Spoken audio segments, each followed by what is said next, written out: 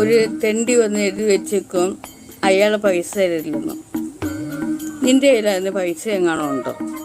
ഒരു 5 കാശ് എടുക്കാനുണ്ടോ? ഇല്ല. നിനക്ക് ചാനലുണ്ടോ? ഇല്ല. ഇതുപോലെ സംസാരിക്കാനുള്ള കഴിവുണ്ടോ? ഇല്ല.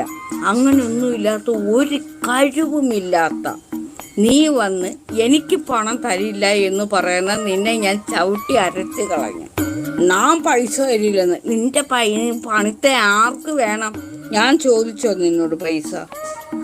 ഇല്ല, ഞാൻ നിന്നോട് പണം ചോദിച്ചിട്ടില്ല. പിന്നെ എന്തിനാ മൈരി അവിടെ വന്ന് എഴുതി വെച്ചത്? എന്തോ മൂച്ചാനാണ് അവിടെ വന്ന് എഴുതി വെച്ചത്?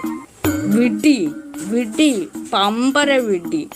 എന്തിനാണ് ഇങ്ങനെ വിഡ്ഢിയാകുന്നത്? സ്വയം എൻ്റെ നാഗാദേവിയുടെ മുന്നിൽ, ഈ ലോകം അറിയപ്പെടുന്ന നാഗാദേവിയുടെ മുന്നിൽ വന്ന് എന്തിനാണ് നീ വിഡ്ഢിയാകുന്നത്?